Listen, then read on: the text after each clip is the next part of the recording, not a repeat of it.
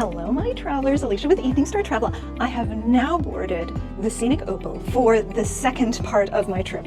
I will be participating in a tulip time cruise 1 week on the Scenic Opal, and I've just been escorted to my room. So let's take a look.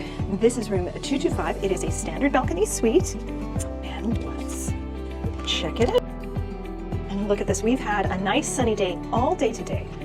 And my luggage has made it, that's good. It got transferred over from Uniworld where I stayed for the expo.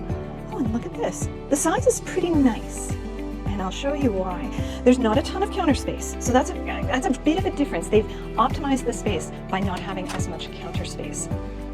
But here, let's take a look. And we lucked out a little bit again. While I don't have a water view, we do not have another ship. We are just right up at the dock, and look at that. So they do call it a balcony, but they call it a sun balcony. And today, it is a sun balcony. So you can still use it as part of your cabin, or you can turn it around, and I believe this is where, oh, yep. And you can lower that and enjoy the fresh air as much as you want.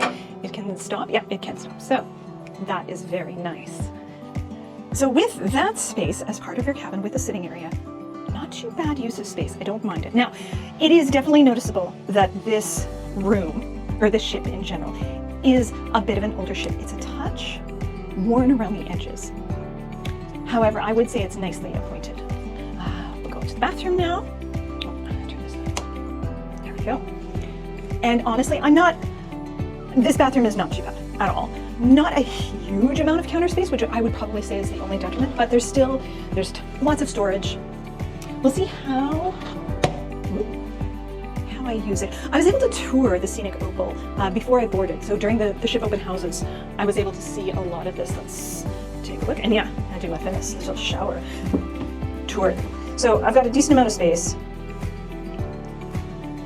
And you know, it goes way up there, and I can stretch it quite a bit. It's a decent shower space. Now, I will say, there's not a whole ton of storage. We've got some hooks here, which I love. I love hooks in rooms, in cabins like this. This is the closet storage space. It's not a huge amount of space, but honestly, I've seen worse. A tiny bit tight. So of course, suitcases go underneath the bed. That's not a problem.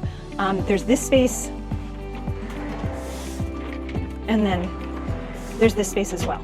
So it's got your standard stuff, your robe, it's got extra blankets, it's got the Vox machine, extra hangers and such. So it's not horrible for storage. I've certainly seen worse. Now the bed, yes, the bed can be pulled apart, and it is European style. So they do have the crease. They don't have a topper to make it one big bed. That is one little thing, sometimes people don't like that. But that is the room. That is a standard balcony suite. Thank you for following along. So I wanted to post another little update because I kind of glanced over this when I did my room tour. However, my butler has just come to say hello very, very shortly after I got into the room. So that was very nice. He showed me about the room, told me about his services, and there's information here. They have notated my dietary requirements and also information about what my butler can do. I love having coffee in my room in the morning, so that's likely what I will get my butler to do, is bring me coffee to my room. That's a nice little luxury. So yes, butler service for all of the suites on Scenic, which is a really nice touch. I like that. Thank you for following along, and I will continue to be posting updates on my Scenic journey, so be sure, like, subscribe, do all the things. This is Alicia with Evening Star Travel. Happy travels, everyone.